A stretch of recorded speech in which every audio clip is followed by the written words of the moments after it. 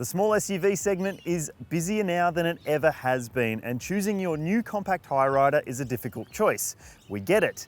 Models like these offer that city-friendly size, but also that SUV stance that so many people want. We've chosen these three particular models based on their size and their price. But they've also got some other common elements. They're all petrol powered, they're all front-wheel drive, and they're all automatic. But let's take a closer look at them in more detail. The newest model here is the Hyundai Venue, a tiny, boxy model that looks fresh and fun, if a little bit silly on those tiny little wheels. We've also got the boxy Suzuki Vitara, which was updated in 2019 with additional kit. It's the first time we've put a Vitara in a comparison. Also here is the Mazda CX-3, which is still among the most popular models in the class. Despite the swoopy design of the CX-3, all three of these SUVs are about the same size. We know we're going to see comments like Subaru XV wins, where's the Honda HR-V? And Kona is king.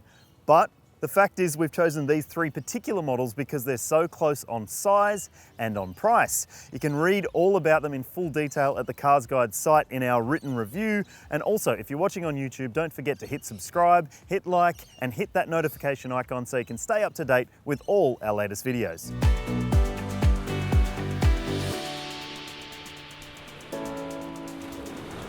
We aim to get these three as close to one another on spec as we could. They're all fitted with optional automatic transmissions, and there's still a bit of a gap between them.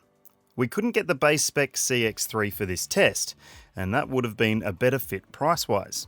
However, the prices you see here are before on-road costs. If you shop around at CarsGuide or Auto Trader, you'll no doubt find drive-away deals on each of these models.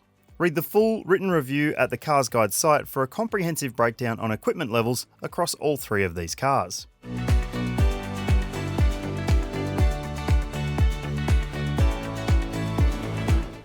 Each of these high riders has a petrol engine, an automatic transmission, and front-wheel drive. The Mazda has the advantage when it comes to engine size and outputs, but it does way more than its rivals. All have 6-speed automatic transmissions as tested, but you can get a manual for each of these SUVs if you want it. As tested, they're all front-wheel drive too.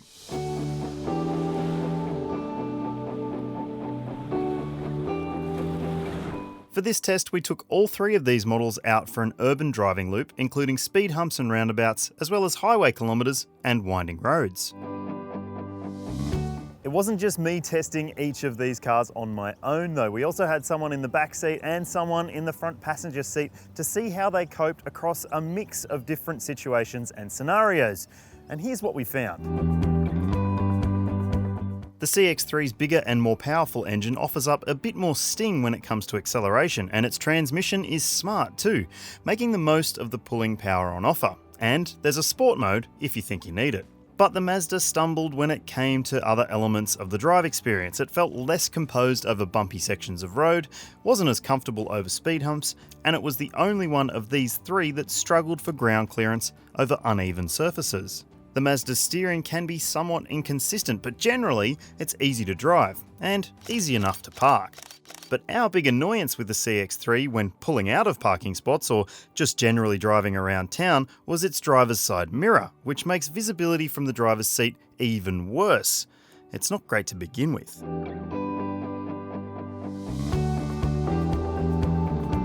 The Vitara was more composed over larger bumps than the Mazda, though it does tend to pick up smaller ripples in the road. Not to the point of annoyance, and never does it feel uncomfortable. The Suzuki's SUV-like driving position and its design meant it was easy to see out of, and also pretty easy to park. But we did note that the steering could feel a little gluggy when changing from lock to lock during parking moves, but it was mostly light and manageable. Its engine isn't what you'd call strong, and its transmission tends to hang on to gears and keep it in its prime power band. This wouldn't be such an issue if the engine were a bit quieter, as it can get a bit raucous. In everyday cruising, it's adequate, and the insulation in the cabin from road noise and wind noise is actually quite good. The winner when it came to the driving section of this comparison test, but only just, was the Hyundai Venue. It's the most composed, most comfortable, and most urban friendly of these three SUVs. And when I say urban friendly, I mean it. The turning circle is the smallest of these three. It's just 10.2 meters. So you can do a U-turn in a spot where the other two require a 3-point turn. And that's a big advantage if you live in the city. Part of the reason we like the Venue so much is that it's got the Australian tuned suspension that we're used to seeing in a lot of Hyundai models, and again, they've done a really good job with this car. It's comfortable, it deals with speed humps really well, and if you encounter a lot of speed humps, which you probably do if you're buying a city-sized SUV, then it won't disappoint. It does a really good job of just taking all the lumps and bumps in the road and disposing of them without too much fuss. The steering of the Venue is also one of its highlights. Sure, it's got that really small turning circle, which makes driving in the city nice and easy, but also the steering itself has good feel to it and it's very predictable. It does lack a little bit of grip compared to the other cars in this test, and that's partly down to the fact that it's got small wheels and tires and a smaller contact patch with the road. But in most situations, like we're in today driving around the suburbs, that's not going to be an issue. The engine in the Hyundai Venue isn't a firecracker, it's not going to set your world alight, but the transmission does a really good job of harnessing the little power and torque that it does produce. It's smart, it's smooth, and it means that you don't really have to think about what the transmission's doing, although up steeper hills you can find that it can feel a little bit breathless compared to, say, the CX-3, which has a bit more zest to the engine. So there are a couple of little things that annoyed me personally about this car, and one of them is that you don't get seatbelt height adjustment. The other two cars do get that, and I would like to just sit it a little bit lower so I feel a bit more hunkered into my seat. It's a personal preference thing though. And the other thing is that at higher speeds, you will notice there's a bit more noise in this car from the wing mirrors, from the tires, and even from the engine. But as I said, this is a city SUV, and around town, none of those things really matter.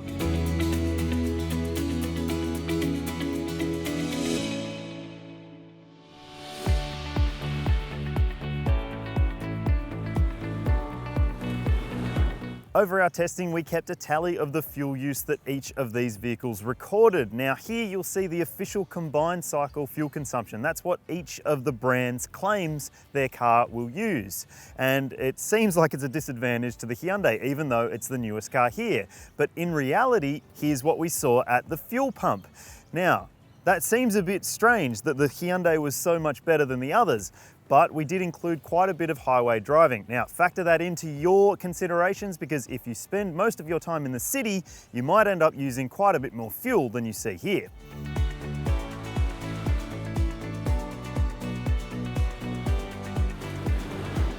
All three of these SUVs has 5 doors and 5 seats, but there are some pretty big differences when it comes to practicality and presentation in the cabin. The boot capacity battle is close between the Hyundai and Suzuki, and then it's daylight to the Mazda. Now obviously these are compact SUVs and storage mightn't be your number one priority, but to give you an idea of how they compare in the real world, we loaded up the CarsGuide luggage in each of these models, as well as our trusty pram. All three models have a space saver spare wheel too, and each has an adjustable floor, so that means you can adjust it so you've got a little bit more boot space if you need it. For the vision you saw with us loading the bigger items in, the floors were set at their highest level. So we've got pretty clear standings when it comes to boot space, but what about the rest of the interiors? Let's take a closer look. The interior presentation of the Venue is actually what you sort of expect when you think small SUV. It's got those practical elements that you'd expect when you are looking for an SUV, like a little shelf in front of the passenger for storing phones and other loose odds and ends. There's also decent storage in front of the shifter. You've got cup holders, you've got bottle holders in the doors, but actually the presentation is what gets me. It's got this nice crisp display. It's the biggest of these three in terms of the touchscreen, and that's really good, but it does clash a little bit with the smaller screen in here in front of the driver, which doesn't look quite as nice. Otherwise though, it's pretty presentable, but it does feel its price because it's got lots of hard plastics, like across the dashboard. Even up here is a bit hard, and there's no even soft elbow pads on the doors. So it feels its price from that perspective, but otherwise it presents quite well. Now, let's check out the back seat. Now in each of these cars, you'll see me sat behind my own driving position. I'm 6 feet tall and this seat is set for me.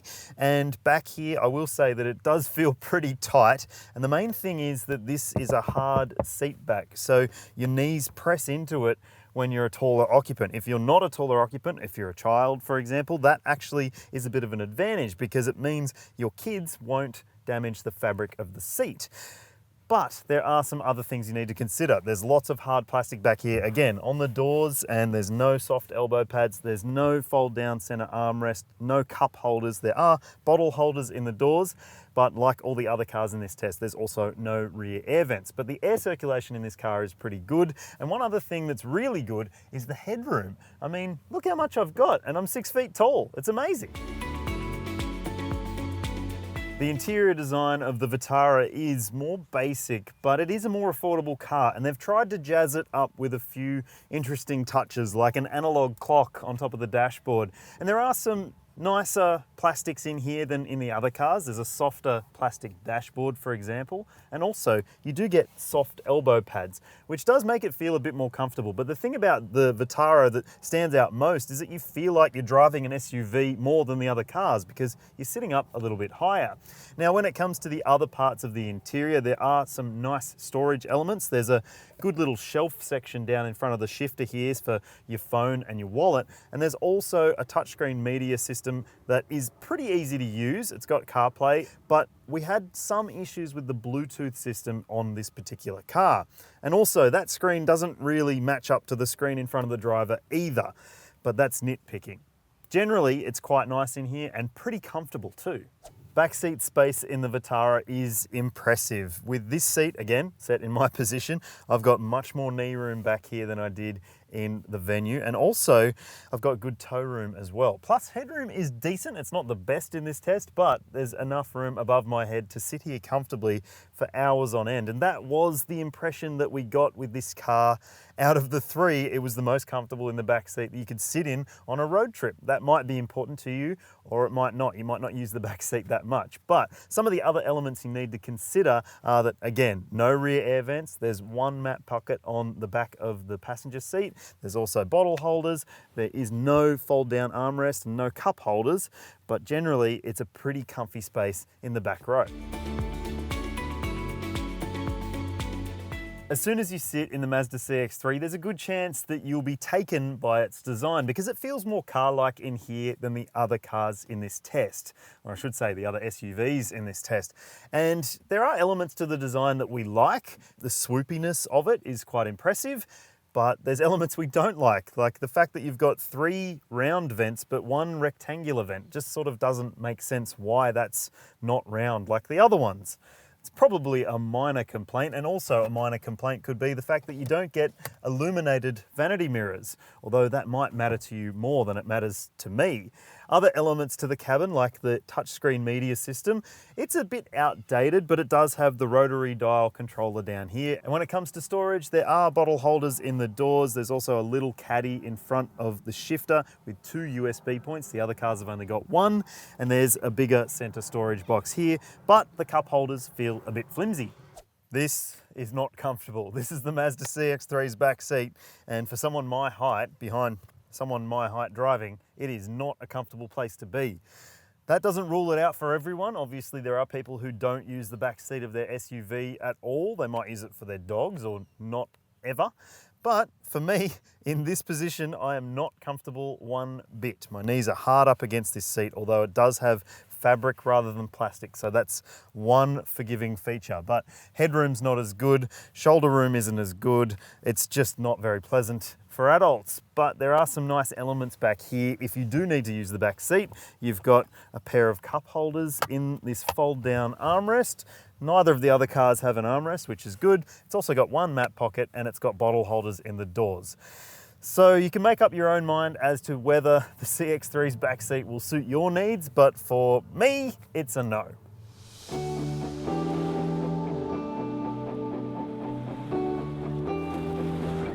Whether you're buying a small SUV as an urban family runaround or whether your family just has 1 or 2 people in it, safety is still a vital consideration. And in this particular test, there's a bit of a gap between what each of these cars has when it comes to safety technology. For instance, the Vitara is the base model, so it misses out on all the advanced safety gear you'd expect. But if you spend a bit more, you get all that extra stuff. So let's take a closer look at what each of these models has and what they miss out on. At the time of testing, the Hyundai hasn't been put through the ANCAP crash test procedure, while the Mazda scored the maximum 5-star score in 2015, which was the same year the Vitara scored 5 stars.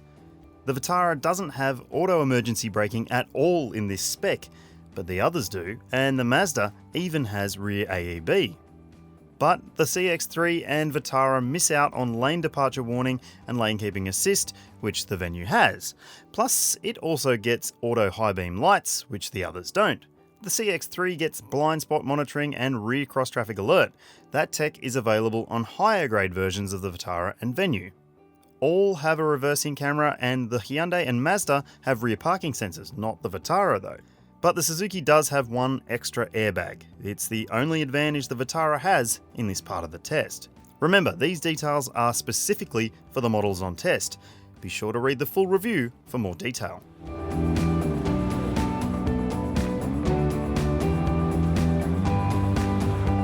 This was a close contest. The Mazda CX-3's dimensions are probably its biggest letdown. It's the longest of these 3, but it feels tiny inside. The Suzuki Vitara's lack of active safety equipment is its biggest concern, because otherwise it's a pretty impressive vehicle.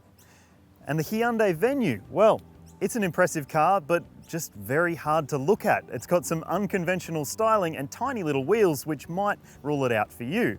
But as for our winner, against our review criteria, here's how it panned out in this test.